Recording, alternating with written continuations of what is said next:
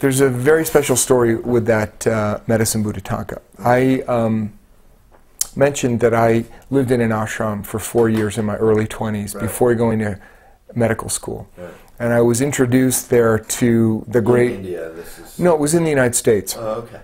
And it was in Florida. And I was introduced to the great spiritual traditions of the world at that point. Hinduism, Buddhism, Tibetan Buddhism,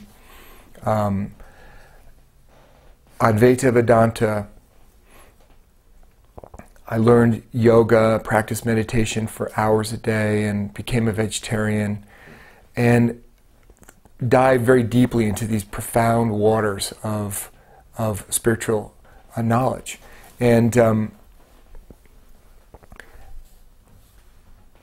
experienced a strong desire to go to the East. It was kindled during this time.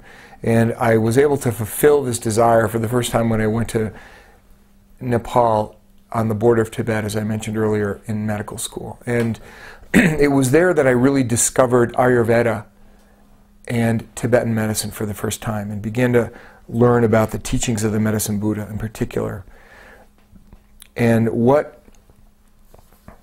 he was offering the world. And I wanted to know, you know, if Medicine Buddha was alive today, if he could speak to us across 2,500 years of time and space, what would he say? What would he want us to know? And there is a text that's the core text of Tibetan Buddhism called the Four Tantras, or the Gyushi in Tibetan, which is abbreviated translation of the long title in Tibetan, which translates in English to the Secret Treatise of Instructions on the Eight-Branched Essence of Immortality. An amazing, amazing title of a book that's the core teachings of the Medicine Buddha. And so I became obsessed with this knowledge, and I wanted to learn everything I could about it. And so I started trying to plan how I could get to Tibet.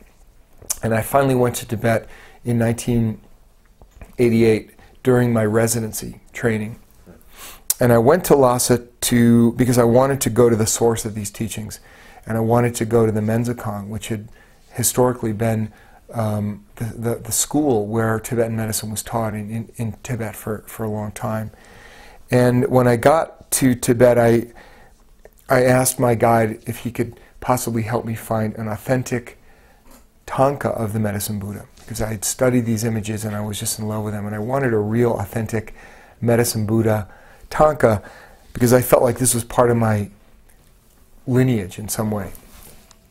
And I went on my tour in Tibet, and just before I was leaving, this Thangka showed up, and I was able to buy this Thangka, and we got it out of Tibet, and I was on my way to Dharamsala, India, where I was going to do some work at the what's called the TMAI, the Tibetan Medical Astro and Institute in Dharamsala.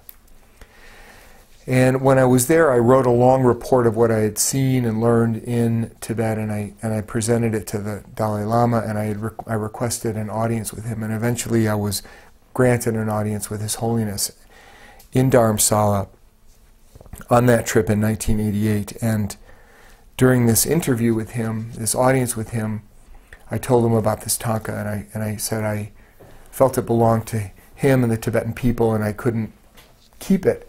So I offered this Thangka to him, and he was so beautiful and gracious, and he patted me on the head, and he smiled and looked right in my eyes, and he said, "No, Jeremy, this one belongs to you.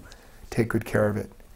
So that Thangka has been an inspiration to me ever since that day, and it's been hanging on my wall in my bedroom ever since that day. It's been the very first thing I see in the morning and the very last thing I see at night for all these years. It's been an amazing gift and blessing for me to have this.